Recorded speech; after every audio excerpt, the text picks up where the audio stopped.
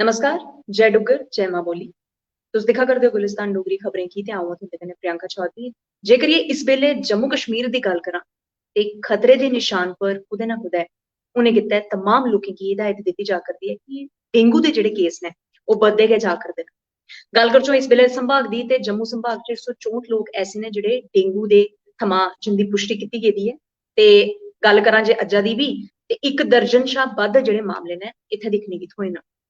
अग्गे बधदे ते गल्ल करचै कि बरखा जेह्ड़ी रुकी रुकी होआ करदी ऐ जिस चाल्ली कन्नै इक तरफ जित्थै मौसम दी मार जेह्ड़ी ऐ ओह् लोकें गी किश बेल्ले पैह्ले पोआ करदी ही ते ओह्दे च थोह्ड़ा हेर फेर होएआ, लेकिन ओह्दे परैंत गै जिस चाल्ली कन्नै डेंगू मच्छर दी वजह कन्नै जेह्ड़े मामले आवा करदे न ओह्दे कन्नै लोकें दी सेह्त उप्पर बी असर होआ करदा ऐ ते 164 मामले आने कन्नै कुदै ना कुदै स्वास्थ्य विभाग दी तरफों बी हिदायत दित्ती गेदी है कि अपना ध्यान, बच्चें दा ध्यान, खास तौर पर बजुर्गें दा ध्यान है जेह्ड़ा घर बार जरूर रक्खेआ जा।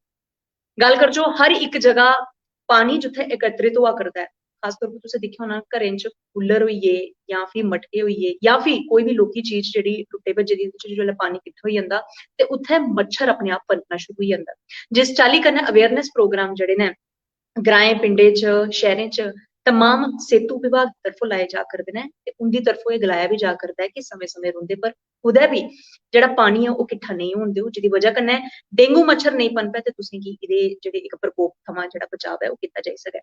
164 लोकें दी पुष्टि जरूर होई ऐ ते नगर निगम दी गल्ल करचै ते अजें तक्कर सारे कोला बद्ध जेह्ड़े प्रभावित क्षेत्र न ओह् जम्मू सूबे दे किश ऐसे क्षेत्र न जित्थै एह् केस जेह्ड़े ऐ दिन प्रतिदिन बधा करदे न।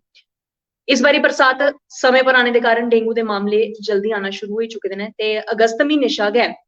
एह् मामले जुल्लै दिक्खने गी थ्होए ते इक्कै हफ्ते दे अंदर अंदर इंदे च बढ़ोतरी बी दिक्खने गी कुदै मिली गेई।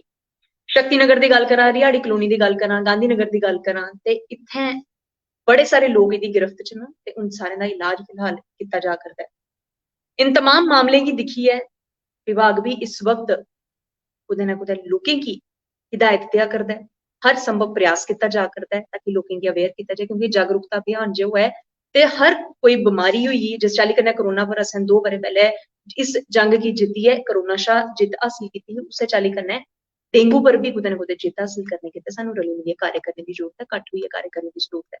फिलहाल हुनै थोड़ी तगर तुस मिगी इजाजत देओ, अ'ऊं परतियै तुंदे कन्नै मलाटी करगी किश होर नमें विशे पर, किश होर नमें टॉपिक पर। देओ इजाजत, जय डुग्गर, जय मां बोली।